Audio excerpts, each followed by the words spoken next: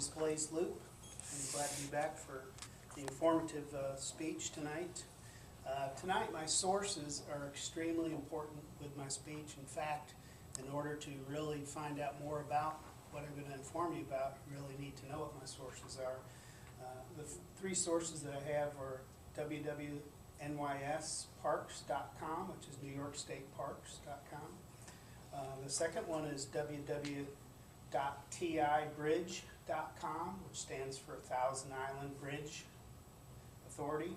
And the last one is www.thousandislands.com. If you type in there thousandisland.com without the S, you'll get the food dressing company, so you don't want to do that. But obviously, at this point, my informative speech is about the Thousand Islands, specifically Thousand Islands, New York. Even though Thousand Islands covers part of Canada and New York, there's approximately 1,800 some odd islands in the area.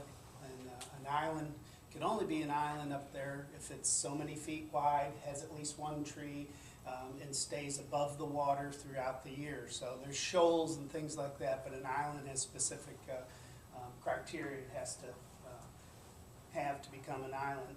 I'm 52 years old. I've spent 21 summers of my life in the Thousand Islands area.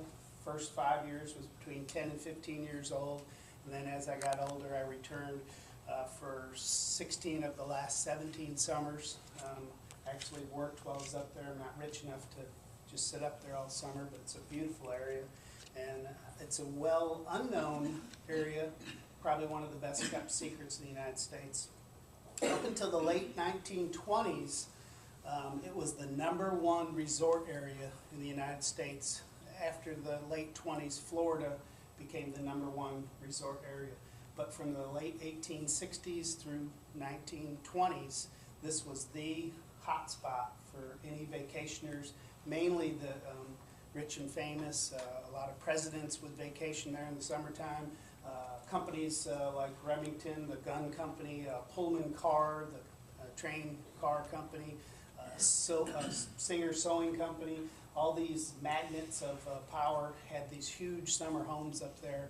And being from New York, my parents stumbled upon this area years ago, and that's how they found the place. They lucked into a real good deal on a summer home that they had for over 40 years, and I was fortunate enough to pretty much ride on their coattails to be up there, because I certainly probably couldn't afford to be up there on my own. But anyways, so if you go to any of these websites, you'll find out a lot of information on the Thousand Islands area, and both from a historical standpoint and a recreational standpoint. Even today, it's in the top 3 fishing areas in the United States.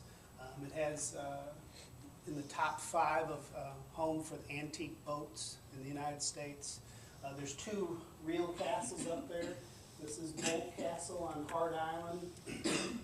This castle was built around the turn of the last century, and there's a whole story and books about this castle where this George C. Bolt that owned the Waldorf Astoria built this castle for his wife and kids, and before it was finished she died suddenly, and he just boarded up the castle and left it unfinished. This is right around the corner from the island that we were on for many years. This island here was actually filmed in the movie Skulls. There's Skulls, Skulls 2, Skulls 3. They're not particularly great movies, but this castle here was the one that the 6th president of Singer Sewing Company owned for a time period. This is about an hour's ride from where our island is, and it's a guided tour. Years back, Michael Jackson was considering buying this. It was actually on the market for $24 million, which is not a lot for a castle and an island in that area.